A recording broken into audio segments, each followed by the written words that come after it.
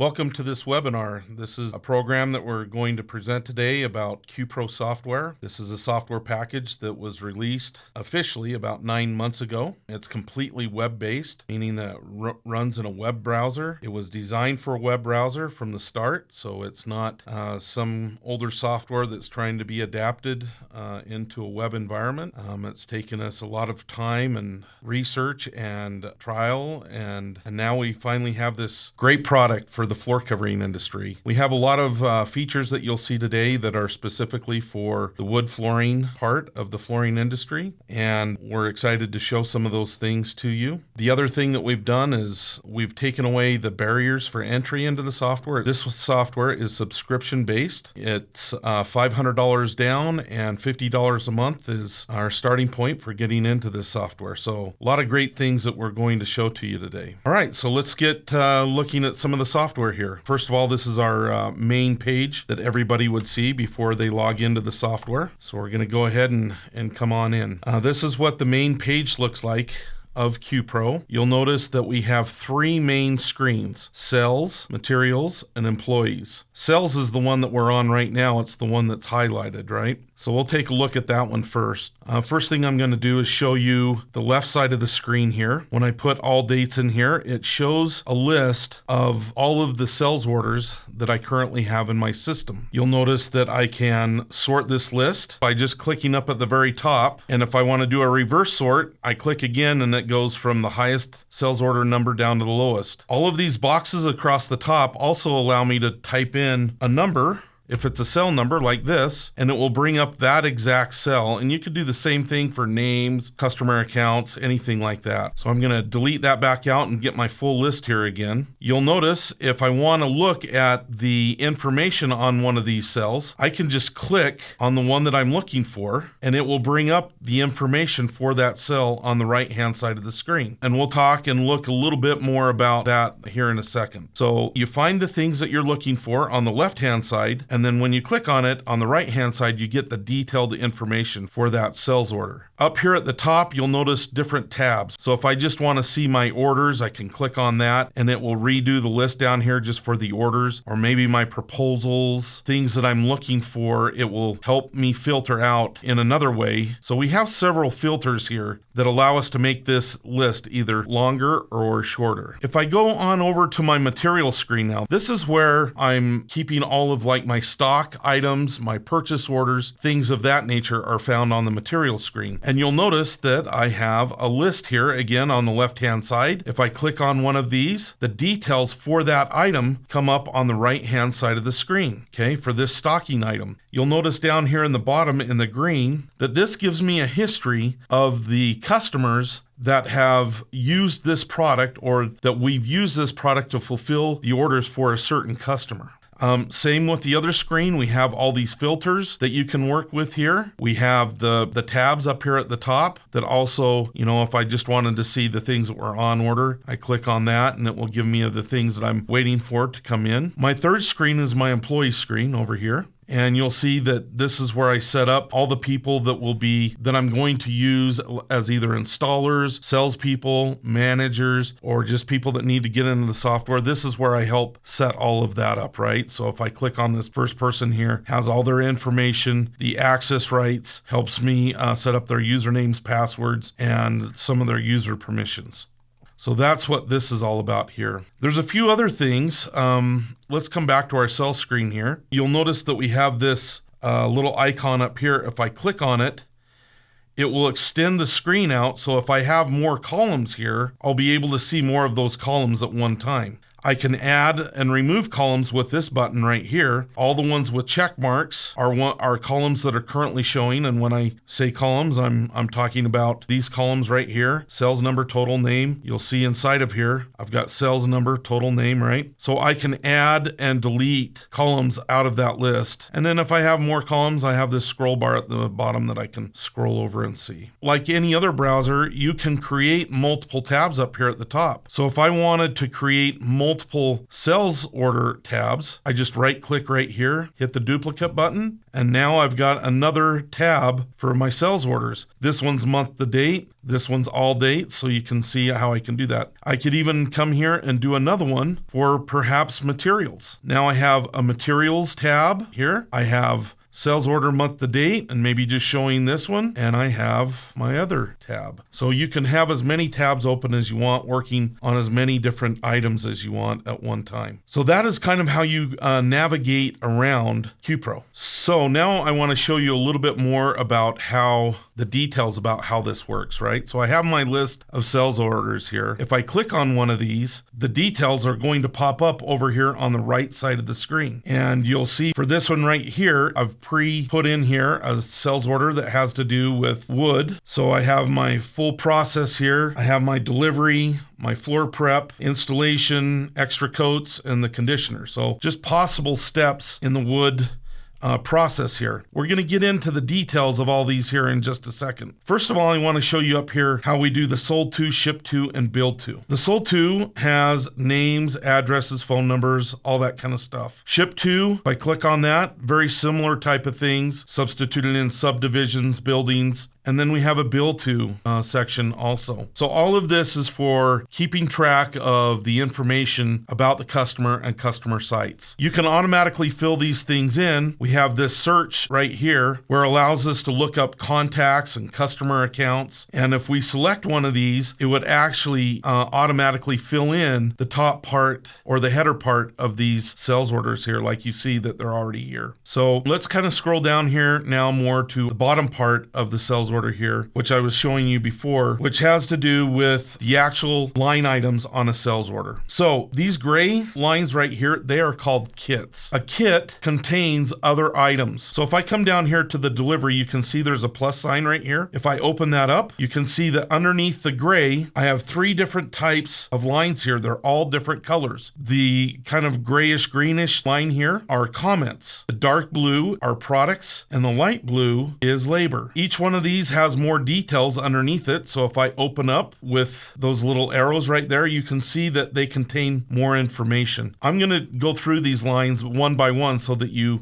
better understand what we're doing here. This is comments. Really, it just has a place to put in text and an amount here. We're showing 0 right now, but you could just put comments in here, or you can add a dollar amount that goes along with that. So that's comments. That one's pretty easy. The product's a little bit more involved. You can see that I've actually put the type of product in here, unfinished oak. I'm going to add another sales or another product line right underneath this so that you can see the fields, what they look like when there's no data inside of them. So you can see this first one, unfinished oak, corresponds to the product description field right here. Red oak, which is the color, corresponds to product color. Select material. This is a drop down. If you're carrying inventory, you could actually select this box and it would show you all of the inventory that corresponds to unfinished oak, red oak. Square foot, this is the units right here that you can select. 1060 is the quantity. You can see this one says 0 right here right now. 495 is actually the unit price. And then the price right above it is the total price for the line. So the total price, you get that from the quantity times the unit price. Okay, so that's what a product looks like and what all the fields look like in here. I'm going to delete this real quick so it doesn't clutter things up. And I'm going to go down to now the labor. This is what a labor line looks like. If I add this in here, I'm going to do another line for labor so that we can see what it looks like when you have no data in there. We can see the title, which corresponds to this labor type right here. You can see that it's telling me to select it right now. I can have a list that I can select from for labor types. Installers, we have not selected on either line yet. The units is the next field again. The quantity, I have 0 down here, but you can see the quantity, the unit price, and the total price for the line. So very similar to the product lines, but we have them as a different color, and they do react to the system in different ways depending on if it is product or labor. Now these lines here, you can actually move them around too. I could just click down on here and just move the comments down to the bottom if I wanted. You know, I could move the labor wherever I wanted to move it. So you can totally move these lines around. Now, all of these 3 lines happen to belong to our delivery kit. So you can see how I've got those divided up there. I have a floor prep kit that has a bunch of other labor in here, moving furniture, removing hall floor prep. I can delete those, I can add those, any way that you want to organize these. I have a nail down, so you can see how I'm doing this. If you wanted, you could have one kit, this one right here, with all of your products, all of your labor, all of your comments, just inside of one kit. So the way that you organize this is completely up to you, okay? We're just showing you what the possibilities are and the flexibility of doing this. So that's what a job would actually look like. We have the subtotals and the totals up here. There is a payment box right here. You have to save things before you can actually click on the payment button. So I save it, and now I can click on my payments, and you can see that I could actually add in payments. I've already done a couple here, and I could add more payments in here. And if I just put another amount, I'm just going to put in $50, and then I select the type, check, cash, credit card. We'll just put check, locations, push add. I do have to put a description, put check number, hit add. Okay, and then we'll just close out the box. So we've added that payment in, and now we have this invoice. The last thing that we're probably going to want to do is print for our customers. There's some print selections here and options that we have. If we want everything to be printable, we just click this little button right here. The default is to print everything. But you could see that on every line or every kit, you can select what you do and do not want to print. So every product line, every labor line, every comment has the option to be printable. We'll see where that comes into play here in just a second, okay? Before you do print, you have to save. So we're going to hit our print button here, and you can see that this is what this will look like when you go and print it out for your customers. Okay. Obviously, you're going to have your own logo in here. We have the option to do the full order, or we have a lump sum option, and you'll see that it removes the totals out and just gives us one price down here at the end. The other option that is probably going to be critical for the wood industry is that you're going to be doing this in stages, right? Your work. So when you're printing out work order, you don't want to print the whole thing at one time. You're going to want to print out a work order for your acclimation part. So what I would do is I would select everything to be not printable first. So nothing would print there. And then maybe I'll come down, let's just do our floor prep, okay? And I'm gonna make just the floor prep part printable. Save, and now I'm gonna hit my print button here. And it's going to ask me, do I want to print all my lines, my selected lines only, or my unselected lines? I want the ones that I selected. So I'm going to hit OK there. And now I'm going to come down to my work order and use my work order, okay? And you'll see here that you have just the items on the floor prep there that are going to be printed out on that work order. So you can print these in sections, which is a pretty cool little feature, especially when you don't want to do a work order for the whole thing.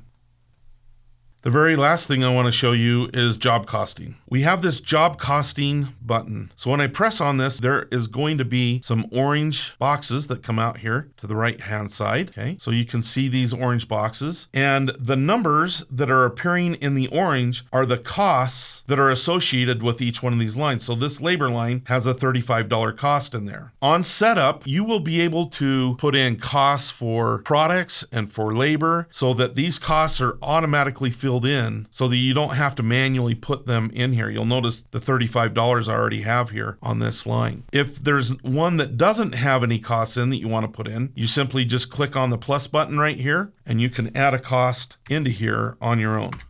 You can see that it adds it into here. For products, there is a technology in the industry called FCB2B, where there are about 40 vendors that connect directly to our software and supply us with the costs. Now, some of you may not be aware of that. Maybe your vendors don't support that, but more and more manufacturers, vendors are converting over to the B2B system. So that will be something that will be ongoing into the future. Okay, so we've talked about job costing. The other thing about this is that it will show you your totals up here. So you'll see, your gross profit amounts, and they will change as these things change down here. As I add in more costs, you'll see that your gross profit before commissions and your gross profit after commissions will change around. So I'm going to take off the job costing button here now, and let's come down here and talk about a couple of these other buttons that we have here. We have the notes button, sales order comments. So if I put some comments in here, these are comments that will appear when you print out your sales order, okay, for the customer. So these usually appear down at the bottom of the sales order. Work order comments are similar to sales order comments, but only print out when you're printing work orders. These are sales order notes, and they're more internal notes that we would use for things that have happened with the job. So for example, maybe I said, called Jeff today and he is good to go. So it's more of an internal, and then I just hit the save button like that, and it saves it in with the dates and times and all that kind of stuff. You can do the same thing for installation notes, just like sales order notes, and then all notes is tracking all these internal notes together. So we have a bunch of comments, a bunch of notes, as well as the comment lines on the sales order that we already showed you. Docs, this is an internal document manager. So you can see I already have a document assigned here, this PDF. I could actually delete this. And if I wanted, I can bring more than one, but let me just bring this one right back in. And you can see I just upload the files and it puts that PDF right back here associated with that sales order. So you can attach as many documents as you want to the sales order. Estimator. This right here has to do with connection with Measure Square, which is a graphical estimation program. These are lists of projects that are already in Measure Square. If you click one of these, it will load that project, the products and the labor into QPro automatically for you. It will also attach under your document manager here, the layout of Measure Square. The other kind of cool thing about Measure Square too is this is kind of a new thing in the industry. They have connected to our product catalog in QPro and can drop our products onto their diagrams. So people that use QPro and Measure Square no longer have to keep separate product catalogs. You can keep all your product catalog with us and then use that externally to do things outside of QPro. It's a pretty cool feature. So these are the main kind of features that we have going on the sales order screen for QPro.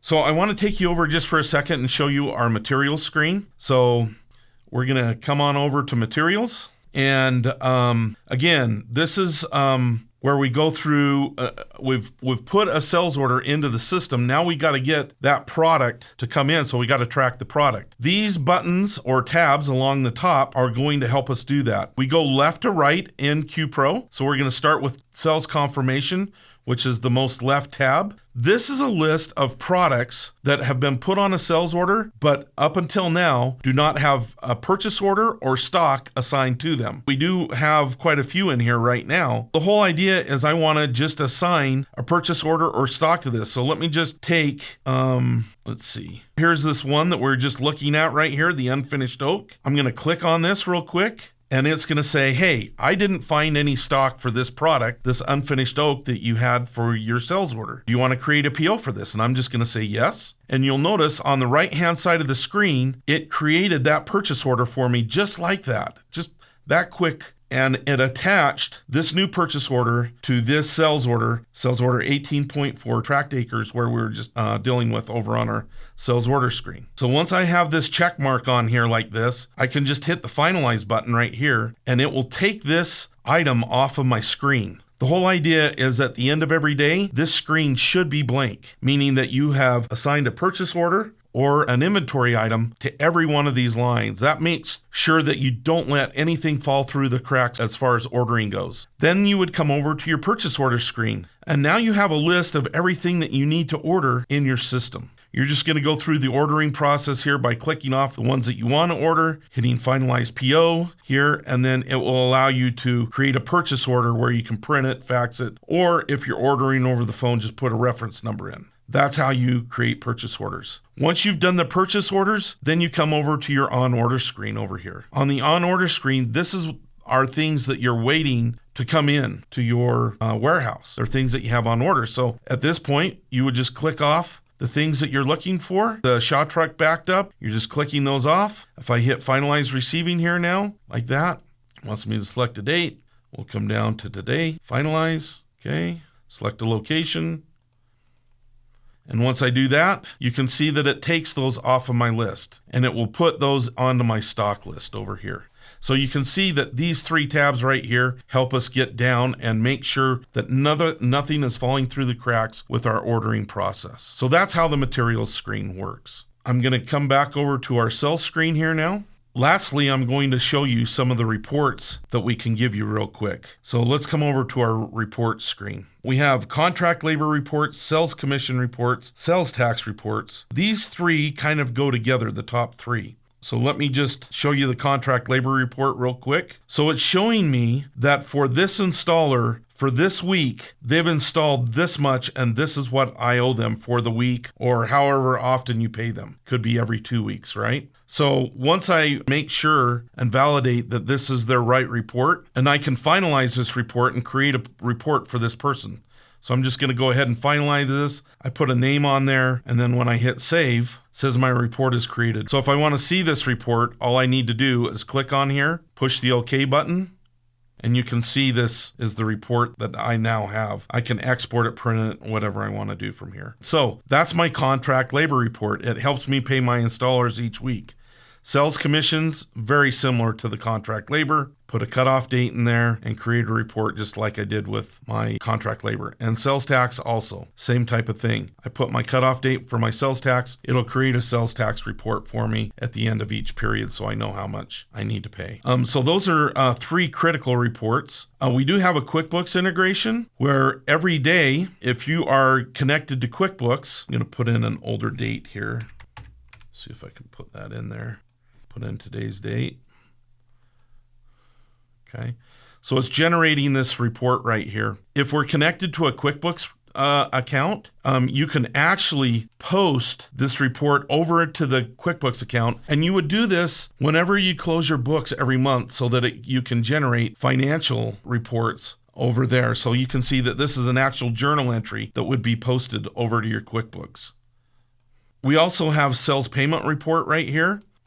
This one also is connected to QuickBooks. So if I come over here, let me, I'm going to put in a little bit bigger date range. You would usually just put in 1 date here. So you can see that it creates this report about your sales payments too. So those are a few of the reports that we have in here. I will show you one more thing, the QuickBooks integration that we do have over here. Once you connect to QuickBooks, you can transfer over each and every day the deposits that you're making, and it will make deposits into QuickBooks online directly without doing any other imports or anything else. So we do have that integration with QuickBooks. This is just a quick overview of the things that QPro can do for you. And I know that if you're not using anything right now, or if you're using Excel or maybe struggling to use QuickBooks, this would be a great tool for you. Thank you.